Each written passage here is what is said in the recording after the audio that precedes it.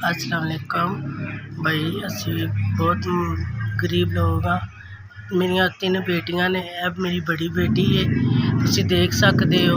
ਇਹ मजदूर हैगी है, ਇਹ ना गर्दन तोड़ बुखार होया सी, ਉਹਦੇ ਨਾਲ ਇਹਦੇ ਪੱਠੇ ਖਿੱਚੇ ਗਏ ਤੇ ਇਹ ਮਜ਼ਦੂਰ ਹੋ ਗਈ ਹੈ।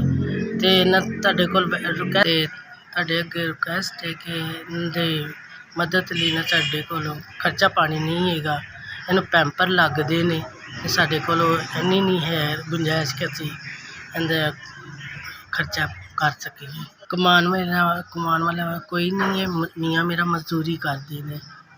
ਬੱਚੀ ਮੇਰੇ ਦਵਾਦਾਰ ਆਉਂਦੇ ਨੇ ਤੇ ਕਮਾਉਣ ਵਾਲਾ ਮੇਰਾ ਬਸ ਇੱਕੋ ਹੀ ਹੈ, ਇਹਨਾਂ ਦੇ ਪਾਪਾ ਹੀ ਨੇ। ਘਰ ਦੇ ਨੇ ਕੋਈ ਹਾਲਾਤ ਡਾਊਨ ਨੇ ਕਿ ਅਸੀਂ ਨਾਲਦਿਆਂ ਦੇ ਕੋਲੋਂ ਵੀਲ ਚੇਅਰ ਲੈ ਕੇ ਆਏ ਆ ਤੇ ਸਾਨੂੰ ਇੱਕ ਵੀਲ ਚੇਅਰ ਦੀ ਲੈ ਦਿਓ। ਤੇ ਪੈਂਪਰਾਂ ਦੀ ਜ਼ਰੂਰਤ ਹੈ ਤੇ ਵੀਲ ਚੇਅਰ ਦੀ ਜ਼ਰੂਰਤ ਹੈ, ਸਾਡੀ ਮਦਦ ਕੀਤੀ ਜਾਏ।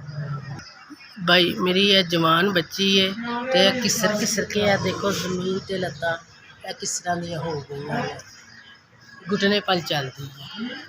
चल लै दो, असी बहुत मजबूर हाँ, असी लैन जोगे नहीं है। ताड़ी ताड़ी बहुत शुक्रिया, तुसी साडी 5000 की मदद की बच्ची के पैंपरां वास्ते। अल्लाह मियाँ तुहानूं तरक्कियां देवे।